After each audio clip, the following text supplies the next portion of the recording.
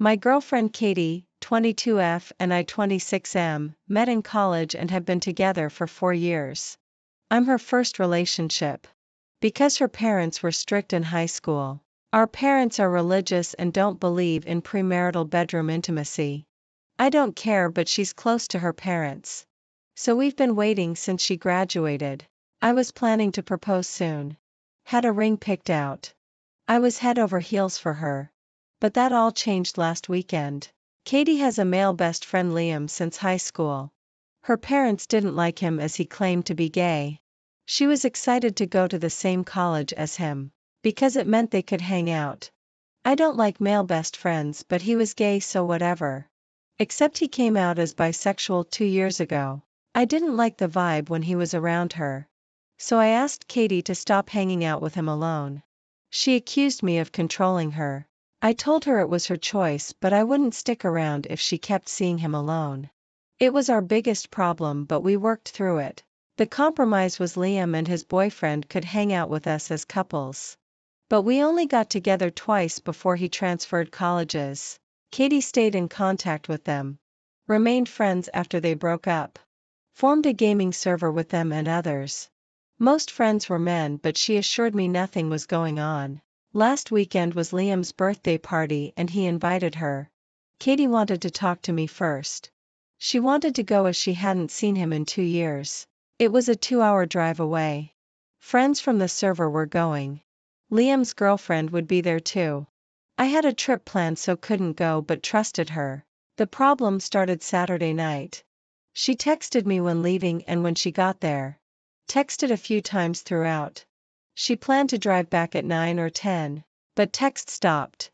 I assumed she was having fun. Didn't bother her but watched her location. She got home at 2 a.m. Unusual, but I trusted her. Sunday morning I called and she didn't answer. Texted back saying she was sleeping. Had a hangover. Strange as Katie doesn't drink. I told her to drink water. Got on my flight home. Found her in my bed. She has a key but hardly uses it. I asked why she didn't rest at her place. All week she's been sick. Took off work. I've been checking on her. Worried but suspicious. Late last night she woke me sobbing. First time she'd left my room since I got home. I consoled her. Asked what was wrong. She said she did something horrible. Got drunk by accident. Liam offered to drive her home. 3 friends followed. They helped her to her apartment. Then she had intimacy with them. Katie doesn't remember much.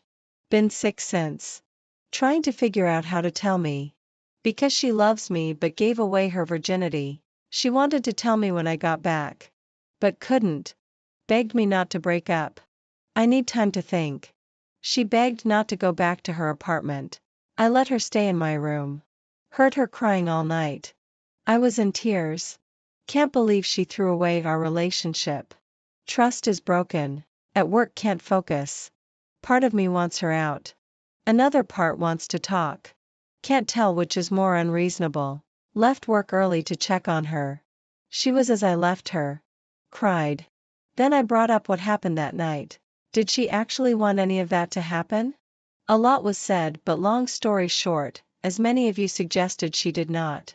To clear some things up, the friends she was with at the party weren't just random people she met online. They were personal friends of Liam, who she had been best friends with for 8 years. While she had never met them in person, they were people she had talked to and gamed with over the past year or so. I would hear her talking with him over the headset, and I never noticed anything strange. She's pretty shy and introverted, so I was happy for her to have friends to play with. While she gamed, they weren't all men either. According to her, there were 4 or 5 women in the server as well. Of the people at the party, 3 of the men and 2 of the women attended. Also there were Liam's girlfriend, a couple of other friends and a few of their partners. All in all there were only around 15 guests. And everyone knew each other for the most part. It was never meant to be a huge event, just to get together. Of Liam's closest friends at his house, drinking wasn't even supposed to be a big part of it. At the beginning of the party, a lot of them just gamed together, since they hadn't been able to in person for a while. There was no big girl/guy separation, as many people at the party were LGBT. Plus some people gathered in small groups to chat, just general mingling etc. About midway through the party, one of the guests poured everyone some mystery shots. Katie rejected it at first, but Liam urged her to take one for his birthday. When everyone else heard she'd never taken a shot before, they all egged her on too. It was just one shot. Liam insisted it would wear off well before it was time for her to head home. And if not, she could just wait as long as needed until she felt comfortable driving. She felt like she had to from that point. Things became a little less clear. There was more hanging out and there were more shots. People she wasn't sure which ones kept handing her drinks and insisting she join in. She didn't want to ruin Liam's party, and she trusted that if nothing else, he would look out for her, even though she didn't feel right. Katie said she believed he would have told her if something was wrong, and he kept reassuring her that everything was okay. She remembers feeling really sick. She remembers seeing others passed out on the couch. She remembers Liam saying he wanted to personally take her home, driving her car to make sure she was okay. He said he felt bad that he had let her get so messed up. She remembers one of her friends from Discord telling Liam he would follow them in his car to take Liam back afterward. And she remembers 2 more guys from Discord getting into his car. She remembers Liam giving her a bottle of water in the car, to help her sober up. She recalls them carrying her up the stairs to her apartment laughing and being brought inside. I'm not going to describe any further than that. She didn't want any of what happened. Was she naive maybe? Did she probably miss some red flags and make some choices she shouldn't have? Sure, but Katie did not deserve that. The fault belongs to the men who did it. She didn't want to file a police report, and I'm not giving her an ultimatum. I've read up a lot on how horrific that process can be, and I fully support her decision. Of course, if she ever changes her mind and decides she does want to file a report, I'll be there for her through that too. What we are going to do is see a doctor. Part of the reason Katie says she spent most of this time curled up in bed is that she's been in a lot of pain. She really doesn't want to be poked and prodded down there. But after some convincing and reassurance, she agreed she's going to be seen on Monday. And will also get pregnancy and STI testing, which we're equally worried about, done while we're there over the weekend. We've talked a lot, we've both cried a lot. There's been lots of hugs and giving space when needed. I've opened up the curtains in the bedroom so she gets some sunlight in there, at least for anyone who is concerned. No, I'm not making her go back to her apartment. And for the pricks who suggested it. No, I'm not leaving her before or after her healing, to find someone who isn't damaged. And no, I will not be ratting her out to her parents. I'm taking the entire next week off to stay home and take care of her, go to as many doctor's appointments as needed, set up therapy etc. I don't think I can ever make up for leaving her alone the way I did this past week. But I will be there for her through anything and everything that comes next, whatever that may mean again.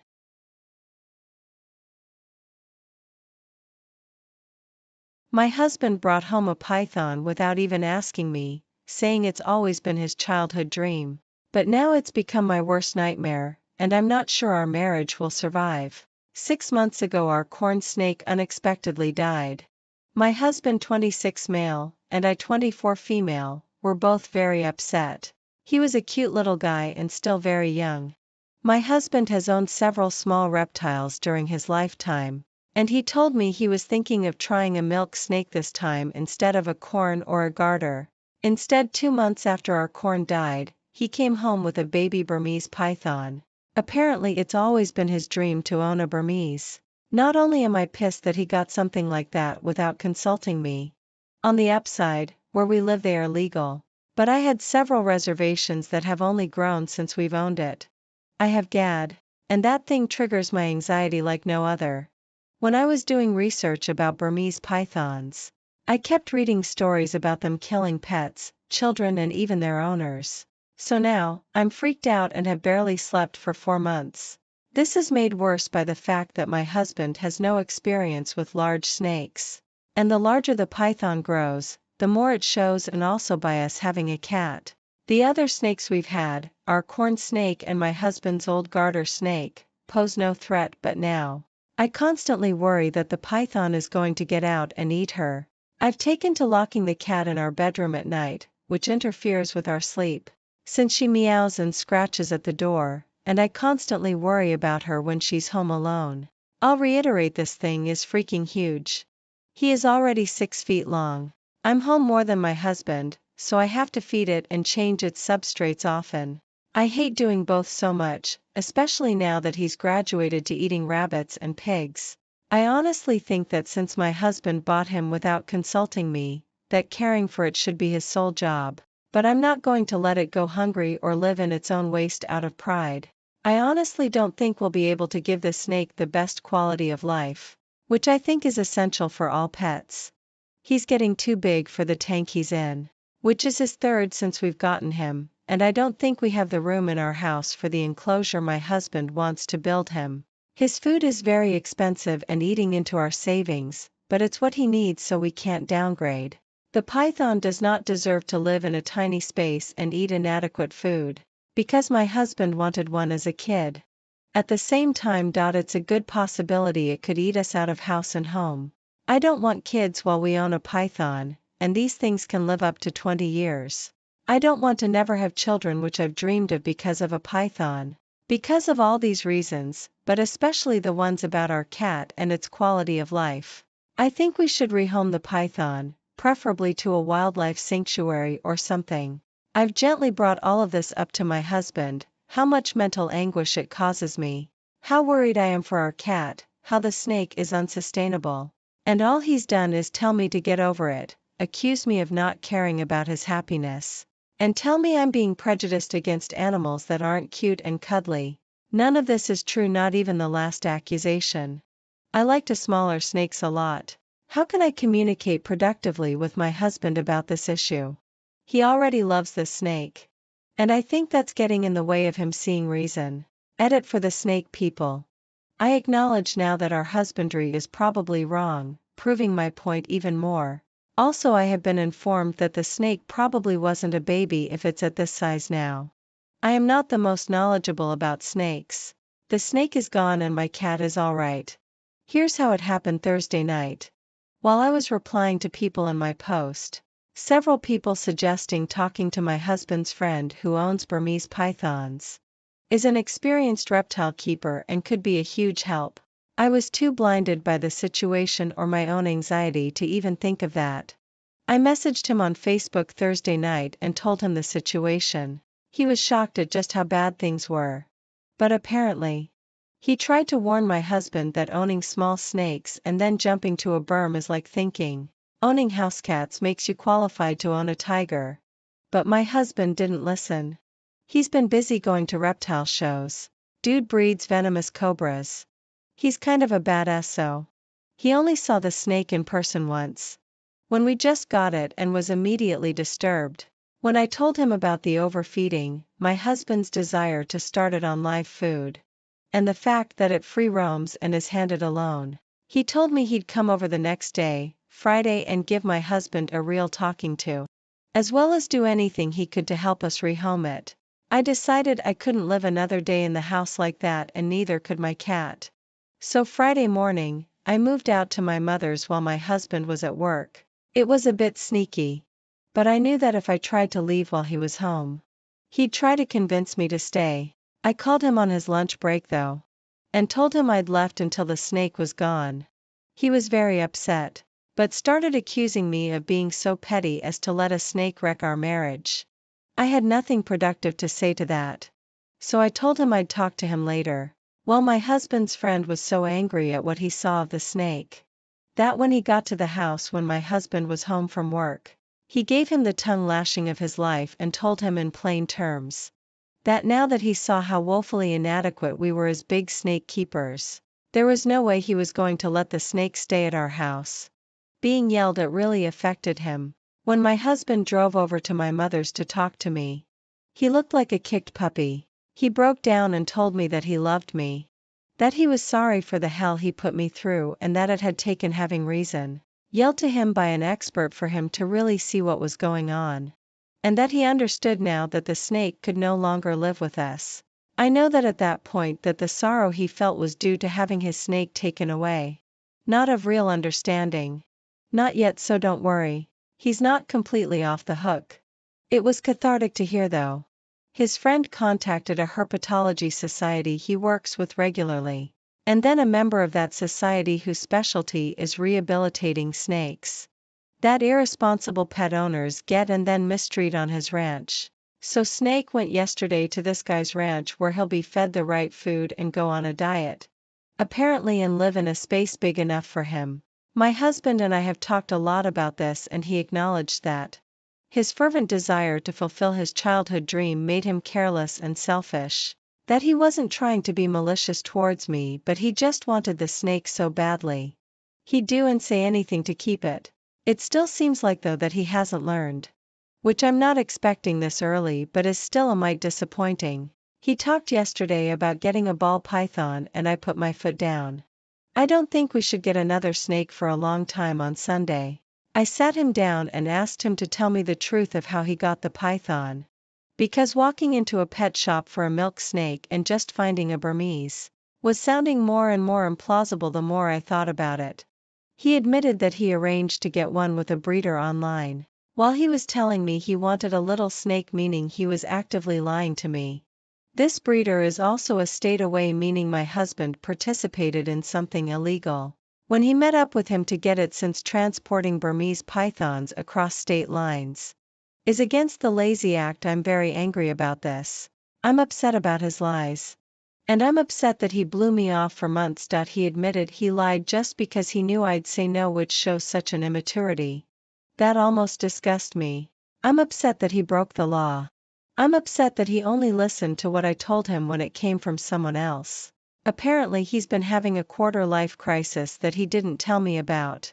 Because he feels that he should have accomplished more with his life. At 26 he never went to college. I feel sympathy for him with that.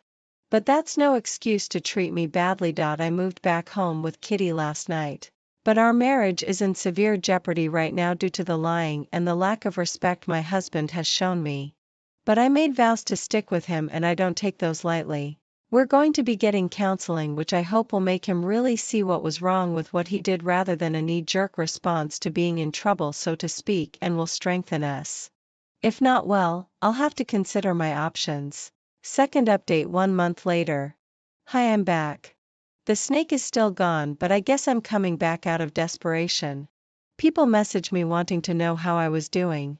Anyway, on the surface, therapy has been going well. My husband has been doing everything right.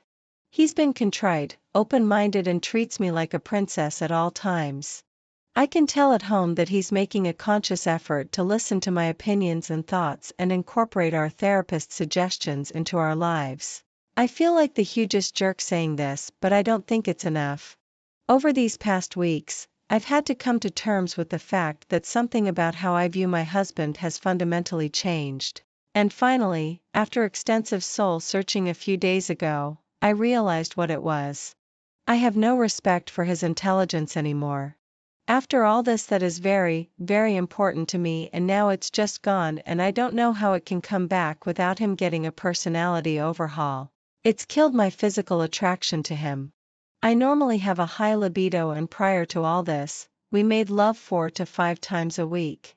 Now since all this went down, we've been intimate 3 times. To be fair, while the snake was here, we were down to 2 to 3 times a week, but it was still more frequent than this. Despite all the changes he's making, he's still himself, and I don't think I can like who I know him to be now. He's still his goofy, absent-minded self who needs me to balance the checkbook and pack his lunch. I can't respect that anymore. I don't want to be his mom or a naggy sitcom wife. I used to love doing these things for him throughout our relationship. I've taken care of him, patched him up, and helped him solve his problems. I always saw it as the ultimate expression of love. Now I'm just sick of it. He can tell something's still wrong. He's irritated about my lack of forgiveness and lack of an intimate drive lately. When he's objectively doing all the right things, but his lack of understanding towards my apprehension makes my feelings even more pronounced. I realized the other day that I love him dearly as a friend. I've known him since I was 9 years old, but no longer as a husband. That devastates me. I can't believe I'm thinking divorce after less than a year of marriage. I feel like such a failure. I haven't broached these feelings in therapy yet because they crystallized only a few days ago. But I don't know how to start because I know saying them will mean my marriage will be over. I have talked to my mom and friends about this and they all tell me to wait longer to stick it out because I made vows. But I feel like I found out something fundamental about my husband that I wish I never had, and that nothing can be the same now. I really tried to work through the feelings, but after 3 months we separated. After being separated for half a year, we ended up making love. My grandma had just died. I was devastated and he came to the funeral to support me. And because he'd known her forever and loved her too, we went home together after the family lunch and we ended up having comfort lovemaking. Neither of us wanted kids at that point, but my IUD had slipped into my cervix at some point before this and I ended up getting pregnant. Both of us were unsure about introducing a kid into our relationship but decided to get back together and make another effort. I had always wanted to be a mom and didn't want to abort.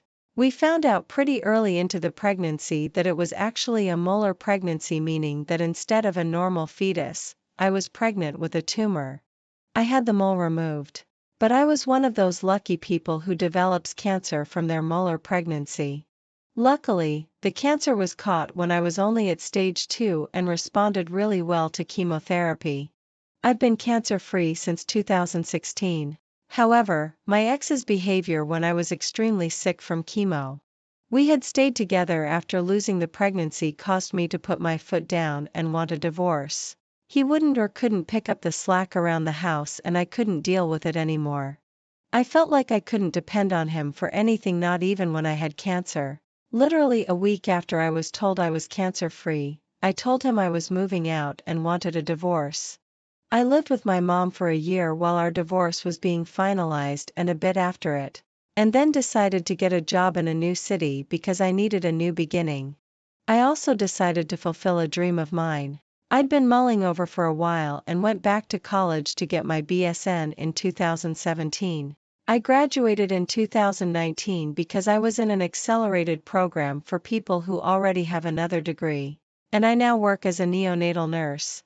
The job can be really wearing and difficult, but it's so amazing watching tiny and sick babies grow and thrive and eventually leave.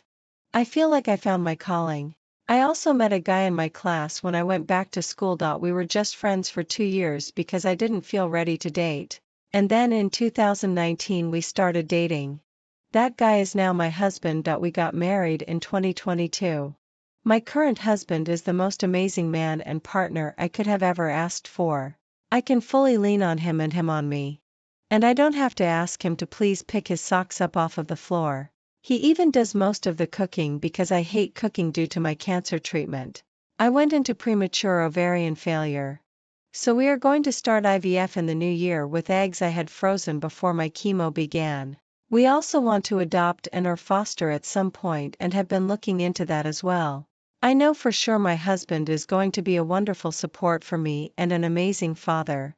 At the time of my divorce, I had no confidence my ex would be either of those things. I don't want to just bash my ex though. He is doing much better since we got divorced. A month after I left for good, he attempted to off himself and was put on a 72-hour hold at the hospital. He took their advice to follow up with a psychiatrist seriously and was diagnosed with ADHD.